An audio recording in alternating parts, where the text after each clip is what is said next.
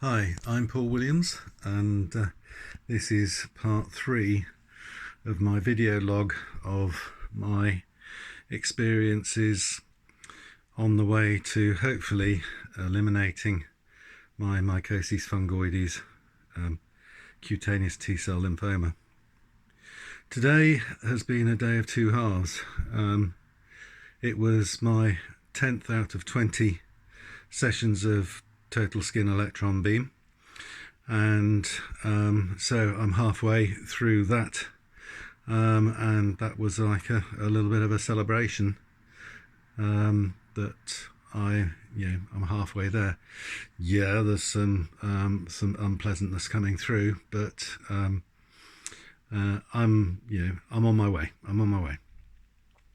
Something that I forgot to mention is that the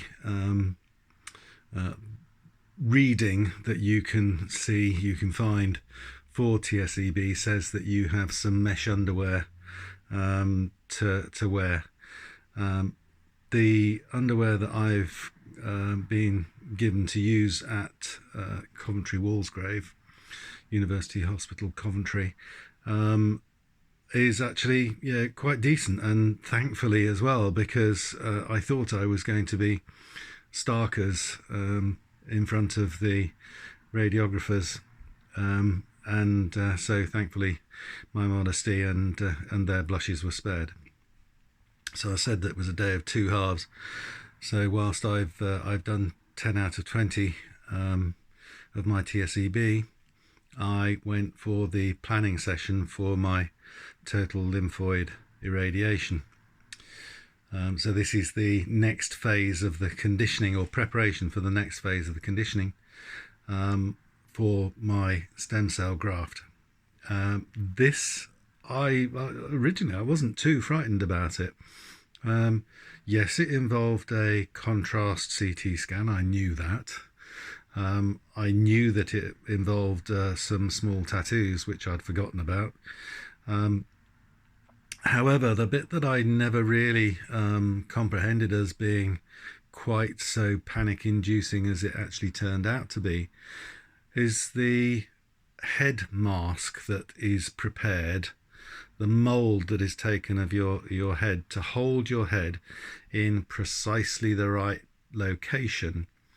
And I'll be completely honest, I freaked out. I had a substantial panic attack of having this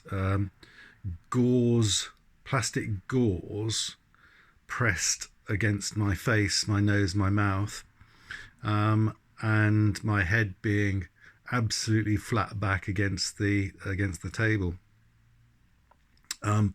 Thankfully, we figured out that that with my head all the way back, my airway was actually getting obstructed somehow, and they had a slightly different headrest that I could use, which held my head a little bit more up off the table, and that was better.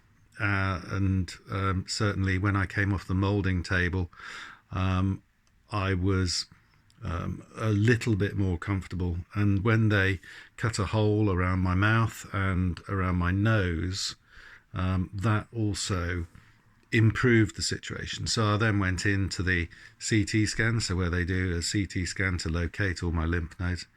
I had to be screwed down to the table with my arms up above my head in like a molded cushion, and I had to stay like that with my head screwed to the table for about 15 minutes, 10-15 minutes.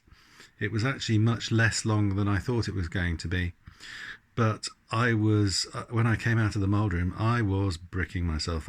There's no two ways about it. I was very, very frightened. However, the lady that helped, the radiographer that looked after me, gave me lots of encouragement and was very, very caring. She helped me through it. She opened the nose hole a little bit further, and she also told me to push my head further back, and by doing so it relieved the pressure around my mouth. And I think I have a way of getting through the TLI, and that phase is 10 sessions over 9 days in 2 weeks, with the final day being the day I get my graft. So that is something else to look forward to. But the plus side, I think I found a way that I can get through it, because when I came out of that mould room, I was all for giving up. I was so frightened. I was so frightened. It was ridiculous. But I'm here. I'm still alive. I didn't choke. I didn't soil myself. And so onwards and upwards. They'll now plan out my lymph nodes and how they're going to zap them. In the meantime, I go back to Coventry and get blasted by my electrons. Next week, I have a session with the doctors just to see where I might need boosters, and onwards and upwards. Thank you for your time.